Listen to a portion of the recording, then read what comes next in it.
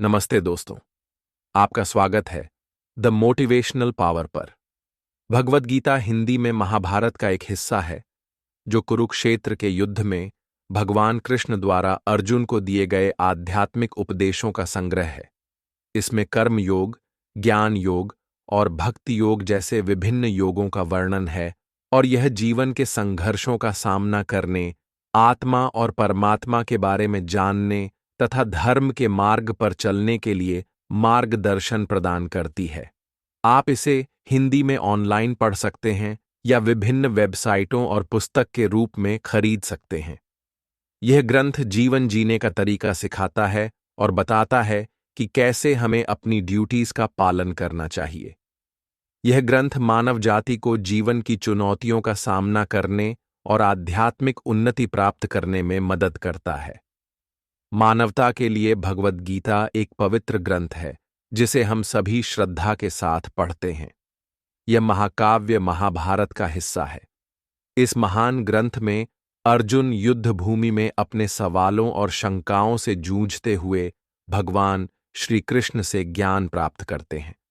कहा जाता है कि इस ग्रंथ के 700 श्लोक और 18 अध्याय हमें धर्म के अनुसार जीवन जीने का मार्गदर्शन देते हैं। गीता की सीख टाइमलेस है, जो हर उम्र और दौर के लोगों के लिए उपयुक्त है। दोनों ओर की सेना लड़ने को आमने सामने हुई। अर्जुन के सारथी श्री कृष्ण बने। उन्होंने उसका रथ ही नहीं संभाला, जीवन की बागडोर भी संभाल ली। भीष्म ने शंख बजाकर युद्ध शुरू करने का चैलेंज दिया। अर्जुन ने कहा, मेरा रथ दोनों सेनाओं के बीच में ले चलिए, जिससे मैं निरीक्षण तो कर लूं कि इस युद्ध में कौन कौन लोग लड़ने को आए हैं। भगवान श्री कृष्ण ने रथ दोनों सेनाओं के बीच में ले जाकर खड़ा कर दिया। वहां अर्जुन ने देखा कि ये सब तो अपने हैं, भीष्म, द्रोण आदि गुरुजन हैं। मैं तुच्छ राज्य के लिए इनसे युद्ध करूं, इनकी छाती में छेद कर दूं, यह मुझसे नहीं हो सकेगा। इससे तो भीख मांगकर जीना अच्छा है। पर भगवान ने उसे समझाया कि अर्जुन, तू विचार कर, यहां कोई मरता नहीं है, कोई मारता नहीं है। 4 बातों को याद रखो। 1. आत्मा मारने से कभी मरती नहीं है। 2. शरीर समय आने पर बचता नहीं है। 3. मनुष्य को अपने धर्म का पालन करना चाहिए। 4. शाश्वत सत्य को समझना चाहिए। आत्मा सच्चित आनंद स्वरूप है। यदि किसी को अपनी सत्ता का ज्ञान हो जाए तो मौत का भय नहीं रहता। यदि यह ज्ञान हो जाए कि मैं चेतन आत्मा हूं तो जड़ता निकल जाती है। और यदि यह बोध हो जाए कि मैं आनंद स्वरूप हूं तो मनुष्य कभी दुखी नहीं होता। उस आनंद स्वरूप को जानने के लिए इंद्रियां, मन बुद्धि का संयम करना चाहिए। यद्यपि मन चंचल है, पर बार बार अभ्यास करने से यह वश में हो जाता है। साथ में वैराग्य भी होना चाहिए। मन के एकाग्र होने पर उसमें से ज्ञान की एक लपट निकलती है जो अज्ञान के पर्दे को जला देती है। तो उस समय मन की दशा बिना वायु के स्थान में रखे हुए दीपक की लपट के समान होती है। ज्ञान की लपट अज्ञान को जला देती है। मोह और अज्ञान मिट जाए तो मनुष्य को अपने स्वरूप की जानकारी हो जाती है। अपने स्वरूप को पहचान लेना ही गीता के अध्ययन का प्रयोजन है। श्रीमद् भगवद गीता केवल एक धार्मिक ग्रंथ नहीं है, बल्कि यह जीवन जीने की कला सिखाती है। इसमें ऐसे गहरे संदेश हैं जिन्हें अपनाकर कोई भी इंसान जीवन की कठिनाइयों को सहजता से पार कर सकता है।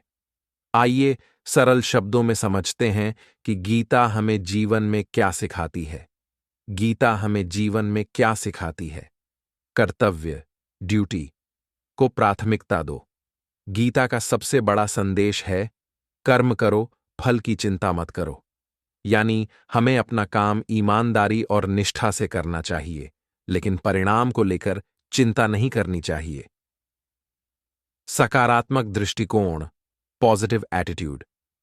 गीता कहती है कि सुख और दुख दोनों अस्थायी हैं।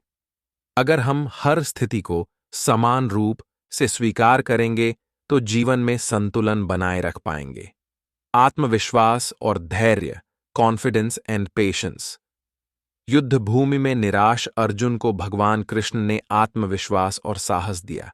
यह हमें सिखाता है कि मुश्किल समय में भी हार मानने की बजाय धैर्य और विश्वास रखना चाहिए। आसक्ति छोड़ो, डिटैचमेंट। गीता कहती है कि अपने कर्म करते रहो लेकिन उनमें लिप्त मत हो। आसक्ति, अटैचमेंट, दुख का कारण है।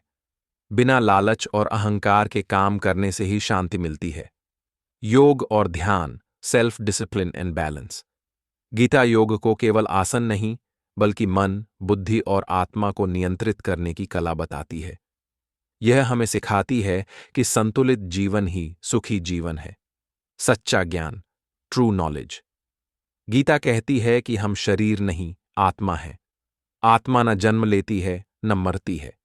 यह ज्ञान हमें भय और चिंता से मुक्त करता है। सारांश, गीता हमें सिखाती है कि जीवन में चुनौतियां आती रहेंगी, लेकिन अगर हम कर्तव्यनिष्ठ, आत्मविश्वासी, संतुलित और ईश्वर विश्वासी बने तो हर कठिनाई को पार कर सकते हैं।